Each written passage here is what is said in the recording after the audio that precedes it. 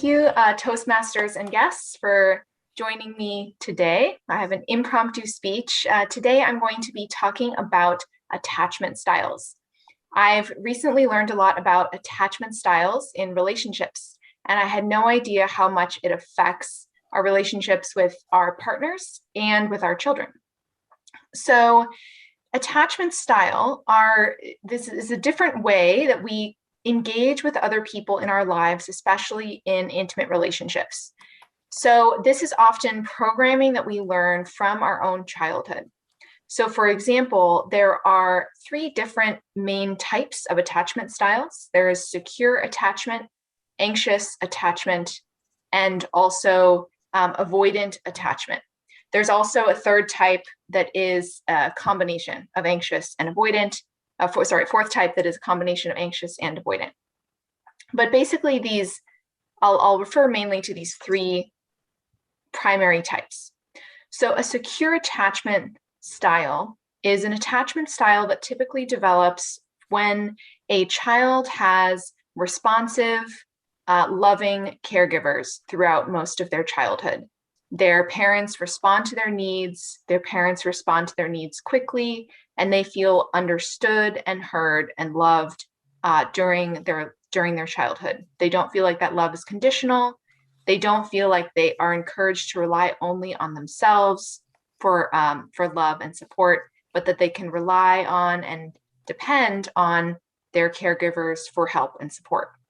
Now, this is not the environment that everybody grows up in. About half of the population is secure, has this secure attachment style, but about half does not. The other most common style is the anxious attachment. The anxious attachment comes up when you have caregivers that are inconsistently available. Sometimes they are responsive to your needs, and sometimes they are not. Sometimes love is viewed as conditional based on what you do or the performance that you can give. So perhaps, you only feel love from your caregivers if you have performed very well in school, or if you've been very good and not done anything wrong. You don't feel like you have the same consistent love and support if you're struggling or if you've done something wrong. And you worry about whether you'll be loved. You worry about whether that love can get taken away suddenly. Perhaps this can also happen in situations where you had caregivers that were not consistently available. So perhaps if you had caregivers that were frequently working, if you had a parent that you didn't get to see very often, that can create this anxious attachment style where you feel like you have to work in order to get love and affection. The other attachment style is the avoidant attachment style. This can happen if parents are constantly telling the child, chin up, do it yourself. I'm not your servant, go figure it out. And these individuals often tend to be very independent, very self-sufficient, but they are also reluctant to rely on other people in their life for love and support. They tend to withdraw from intimacy, and they often tend to get chased off if somebody is trying too hard, pursuing them too hard. They get scared off and say that must not be good. So they'll try to push back against intimacy, and this comes from trying to repeat the patterns that we became familiar with in childhood. Oftentimes, that's a place where we feel comfort, where we feel like that's the right place to be. And so these avoidant personalities, they sometimes feel like, I am doing very well if I can be independent. I am doing very well, and I'm a strong person that doesn't need to rely on other people, and I don't need anybody else. This can lead to that avoidant attachment style. Now, ideally in romantic relationships, as we get older, it's good to be in a relationship with somebody who's securely attached. These people are often more willing to accept setbacks in a relationship in a loving, respectful way. If somebody, for example, if you have an anxiously attached individual in a relationship with a securely attached individual, the anxiously attached individual will often engage in protest behavior when they don't feel like they're assured of the other person's love. They're worried about whether the other person likes them or not. They're worried about whether they're going to see the other person.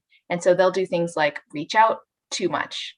They'll do things like ask questions like, do you even love me? Anything like that. And that kind of anxious personality, if it's in a relationship with someone secure, the secure person will often respond something like, yes, don't worry, I'm here, I'm responsive, I'll be reliable for you, I do like you, let's keep talking, don't worry about it. And that reassurance will calm down the anxious attachment. And there's actually research that shows that you can change your attachment style throughout your life in these pivotal relationships that you have as an adult as well. So the relationships from your childhood are not the be all end all. That if you're in a long-term relationship with somebody that's secure, you can actually change your attachment style and become more secure as you're reassured and calmed by that secure person. In contrast, if you have an avoidant partner when you're an anxious person, then that can lead to this loop of chasing, where the anxious partner will reach out and say, I want to see you. How do you feel about me? All of this stuff. And the avoidant person says, whoa, this is too much for me. And they get scared off. They back away. They say, stop pressuring me. And this creates a negative loop. So if you have a relationship, and anxious people often go for avoidant people and vice versa. It's strange, but the pattern seems to play out. It is not very healthy for them. Ideally, you would want one of those people to work on their attachment issues through therapy or through having a loving, reassuring relationship. Or if you find that you're in a relationship where one is anxious and one is avoidant, and you recognize this pattern, you can try to start intercepting that pattern and say, I recognize that my response, whether it's the avoidant person pulling back or the anxious person, reaching out too much, that response is coming from a place of attachment trauma. And that if you meet it with love and acceptance, then that can help to resolve it. So if you're in a relationship with someone who's avoidant, the secure response is often to say, I'll give you the space that you need. As much time as you need, just come back to me when you're ready. That kind of space can reassure the avoidant person that their independence is not going to be interfered with in the relationship. It can be hard for someone who's anxious to offer that in return when they are very nervous themselves. So in conclusion, I think it's very important to learn about attachment styles as you're going into your relationships and to try to work on improving your own patterns of relationships, making yourself more secure, or if not, at least following these patterns that secure people follow to provide reassurance or space for people in a relationship. Thank you.